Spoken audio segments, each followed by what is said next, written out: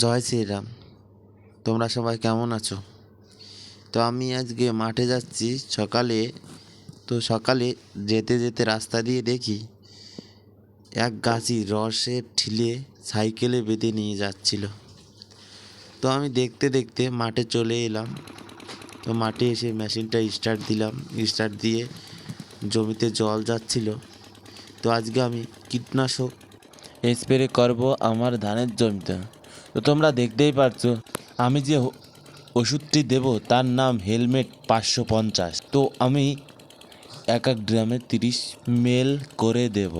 তো আমি ভালো করে দেখে নিচ্ছিলাম ওষুধের ডেট এক্সপায়ার হয়েছে কি না। তো দেখলাম হয়নি। তো 100 ডেট এক্সপায়ারও হয়নি। তো আমার 30 মিলি করে দেব এক এক ড্রামে। তো 100 মিলিগ্রামের বোতল। তো আমি 30 গ্রাম প্রথম ডপে দিয়ে দিলাম।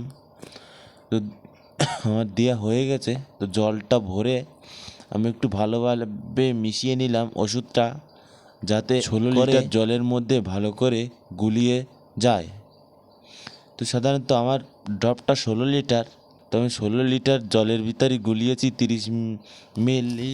তো এখন আমি ওষুধটা স্প্রে করছি। তো দেখতেই পারছো। তো আমার এই ধানে আগের ভিডিওতে তোমাদের বলেছিলাম মাজরা লেগেছিল কিছু কিছু জায়গায়। তো আমি দোকানদারকে গিয়ে বলি যে এরকম আমার মাজরা লেগেছে। দোকানদার বলে যে এই ওষুধটা হেলমেট 550 ওষুধ নাম, কিন্তু কেমন কাজে দেবে জানি না। তো তোমরা কমেন্ট করে অবশ্যই জানিও মাজরা পোকার জন্য যে ওষুধ ব্যবহার করতে হয় সেই ওষুধের একটা নাম আর কী রকমের কাজ করে সেটা অবশ্যই আমার এই কমেন্ট বক্সে জানিয়ে দিও। তো আমি আজকে 2.5 বিঘে জমিতেই এই হেলমেট 550 ওষুধটি স্প্রে করব। তো একদিক থেকে আমি জল ছাড়িয়ে দিয়েছিলাম মেশিনে, আর আরেক দিক থেকে ওষুধ দিচ্ছিলাম। তো একাই গিয়েছিলাম, এই জন্য একাই ওষুধ দিচ্ছিলাম। আর কাকাও আমাদের সাথে গিয়েছে। তো কাকা অন্য জমিতে দেবে, এই জন্য কাকাকে আমি আর একটা মেশিন দিয়ে, চার্জার মেশিন আর একটা দিয়ে বললাম যে ওই জমিতে স্প্রে করে দিগা। তো আমি একাই দিচ্ছিলাম এই জমিটায়। খুব কষ্ট হচ্ছিল কারণ জমিটা প্রচুর পরিমাণে কাদা আর ধানের গাছ আমার হাঁটুর উপরেও হয়ে গেছে। তো এর ভিতর দিয়ে স্প্রে করাটা অনেক মুশকিলের কাজ। তো আস্তে আস্তে করছিলাম, আর মাটিতে পা ঢুকে যাচ্ছিল তলার দিকে। তো এই জন্য তো খুব কষ্ট হচ্ছিল। কষ্ট হলেও করা যাবে কি, ধানে তো ওষুধ দিতে হবে। স্প্রে না করলে ধানে মাজরা পোকা লেগেছে, তো সেটা সারবে না, আর বরঞ্চ ধানটা নষ্ট করে দেবে। আসিস। তো কাকা বললো ঠিক আছে, আমি ওটাই চাচ্ছি। তো দেখতেই পাচ্ছ কাকা যাচ্ছে। তো ওইখানটায় আমি কাকাকে বললাম জলটা কেটে দে, নিচের জমিটায় জল যাতে চলে যায়। তো কাকা কেটে দিয়ে এখনে আমাদের ওই জমিটাতেই যাবে যেখানে 1.5 বিঘে জমি ছিল ওটাই।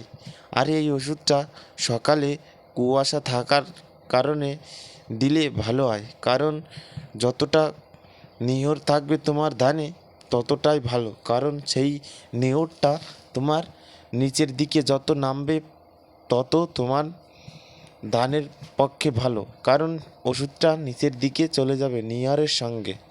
তো কাকাও যাচ্ছিল। তো আমাকে বলছিল কত ml করে দেব। তা আমি বললাম যে 30 ml করে এক এক ড্রপে দিবি। তো কাকাকে বলে দিলাম। আর দেখতেই পারছো কুয়াশা এখনও কাটেনি, এই কুয়াশার মধ্যেই দিতে হবে, দিলে অনেকটাই ভালো হবে, কারণ যখনই রোদ তাপ দেবে আর এই ধান এর কুয়াশা যেটুকু পড়ে আছে ওইটুকু তলায় নিয়ে নেবে ধান। তো আমি দিচ্ছিলাম, তো আর এক ড্রাম দিতে দিতে তো ভাবলাম তোমাদের সাথে শেয়ার করি কতটা কষ্ট হচ্ছে, কারণ আমি ঘেমে পুরো মুখ দিয়ে জল পড়ছিল। এই ধানটা আবার ওর থেকে অনেকটাই উঁচু, আর জমিটা খুব নরম, তার জন্য আরও প্রচুর পরিমাণে কষ্ট হচ্ছিল।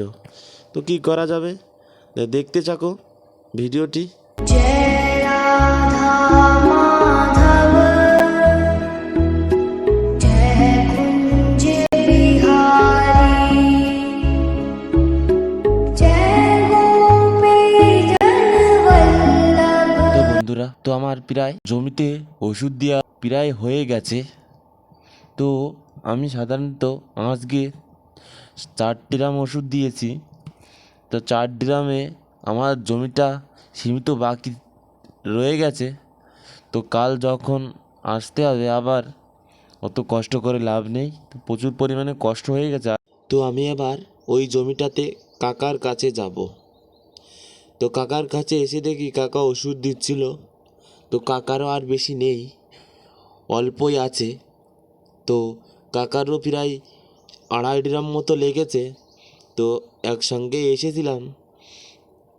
তো কাকা বলল যে তোর কি হয়ে গেছে? তা আমি বললাম না, আমার এখনও হয়নি, 1/2 ড্রাম মতো বাকি, ওটা কালকে দেবো, আজকে আর দেবো না।